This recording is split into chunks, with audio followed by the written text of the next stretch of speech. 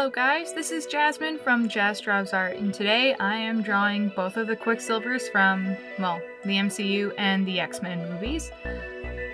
I decided I want to do a bit of both because I already did draw Wanda and Vision, gender bent, and I thought, what's still a hot topic right now? Well, everyone loves Quicksilver, right? At least most people.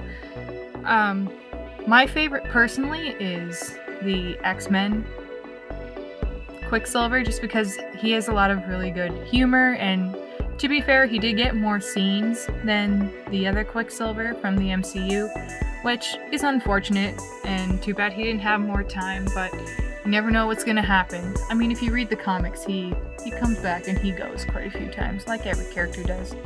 But yeah, I thought it would be fun to do a challenge and draw the both of them together. Not gonna lie, drawing MCU Quicksilver was very hard. I'm not very good with facial hair, and he has a very dynamic, unique shape to his face, and his body's at a weird angle, so that mixed with the long floppy hair that's blowing in the wind, it's so difficult for me, but hey, I like the way that it turned out.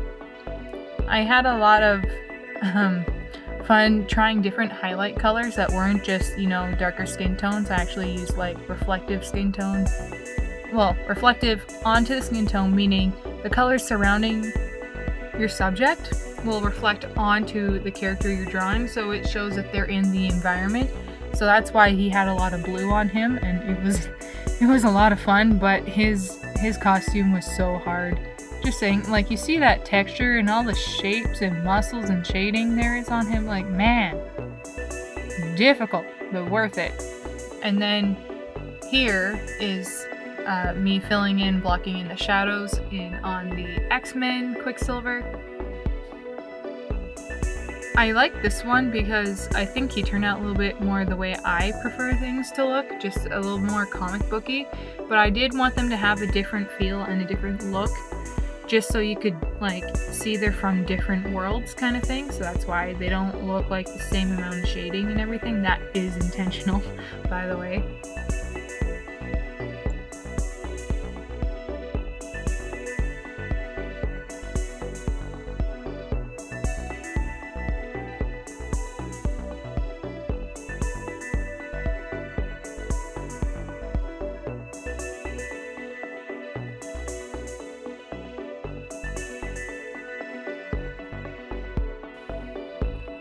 I think the future of the MCU and the movies, now that Disney has the X-Men that's going to be coming in this phase, I mean, at least I think they are, don't quote me on that, but as a Marvel fan, like many others, it is so nice to have some new material, there's WandaVision and the Falcon and the Winter Soldier coming out. And then, Black Widow. Don't even get me started. I cannot wait for Black Widow. But right now we're focusing on Quicksilver here. The original X-Men movies are my favorite compared to the new ones, but I gotta say, for making me like the new ones, I think it helped majorly for them to give Quicksilver a zippy little attitude. He's a little sarcastic, he's kind of lighthearted, he makes dumb jokes, but he's younger. Yeah, it's really nice to see that side of him before, things go south, because he does go back and forth on being a villain and being a good person. They always want to do what's right, him and Wanda, but, they get caught up in the wrong side, and a lot of it's to be done with Magneto, who they thought was their father, but isn't their biological father.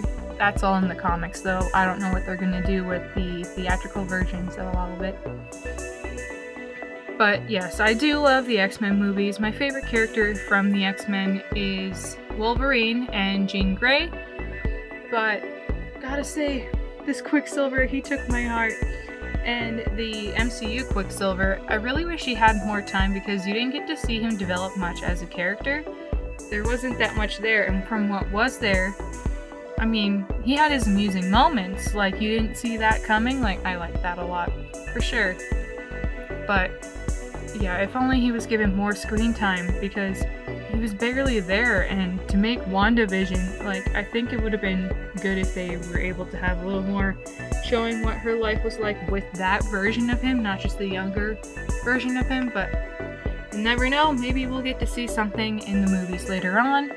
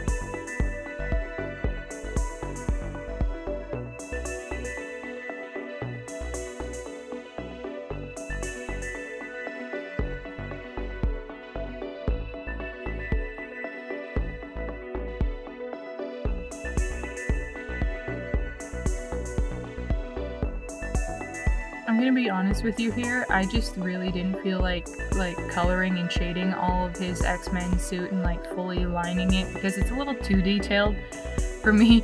Not that I won't do detail, but I like to leave things to the imagination sometimes, just because you can kind of fill it in with your brain when you make suggestions, which is why I like semi-impressionist when it comes to my coloring and my shading. Like, I want you to focus on one part, a focal point, and that's usually the face, right?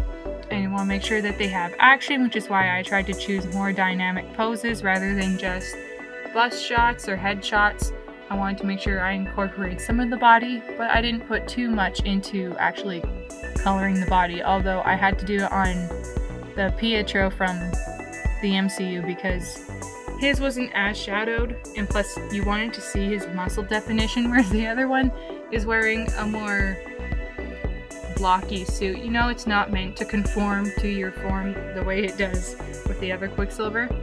So I kind of took the liberty of just filling in his suit black and adding only a few highlights and some speed light lines, just to give you a little bit of an extra feel of he's in motion, but he's still, you know, darker kind of thing, so it contrasts with the other Quicksilver so that the picture itself will balance itself out.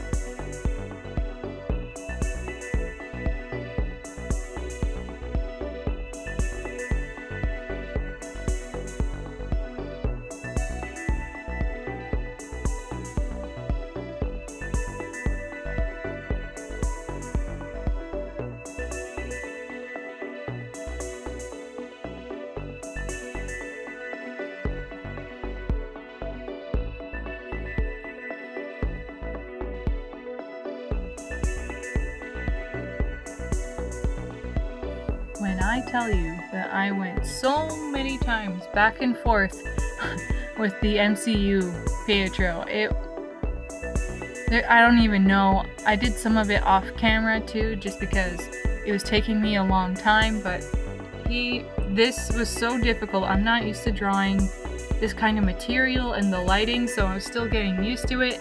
And I was trying to make sure I got his face shaded right and his hair done right. It was a whole kerfuffle.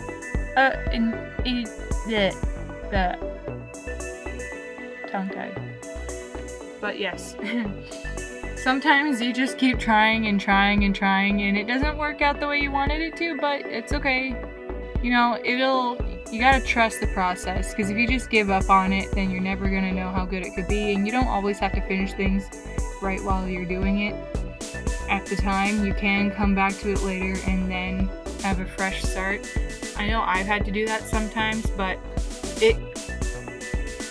at the same time, I know what it's like to like be in the zone and you feel like everything you do is like pretty good, so you're like, I gotta finish this now or I'm never gonna finish it. I understand that too.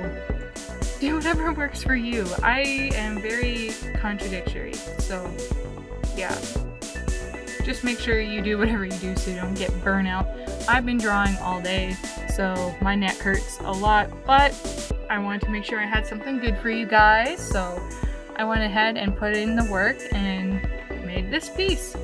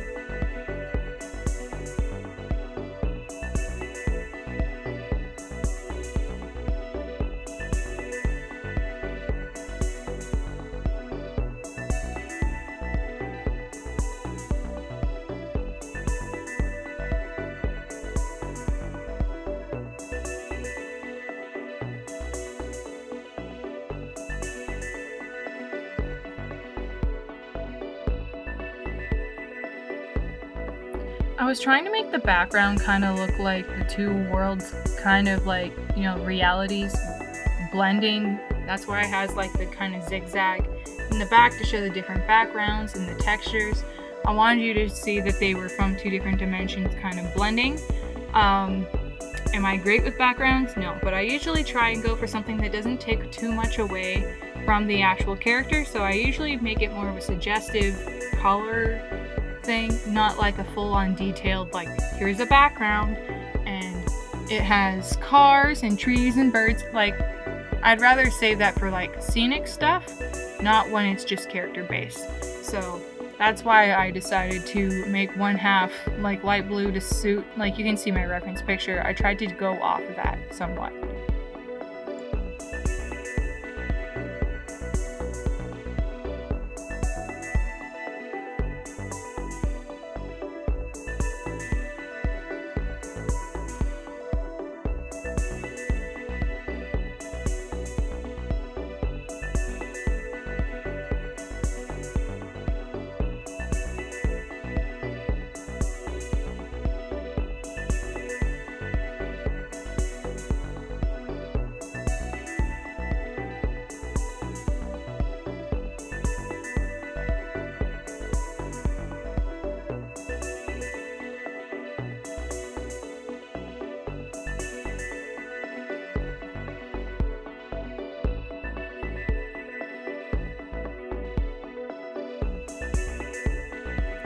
And I did realize that I didn't record myself coloring in the goggles because I forgot and I thought I'd finished it. So here it is with the goggles colored in, and this is the finished piece, you guys. Thank you so much for watching. If you made it this far, please make sure to like and subscribe to my channel in the video, and to, you know, give me a little perk, send me a message. What would you like me to do next? Let me know in the comments down below.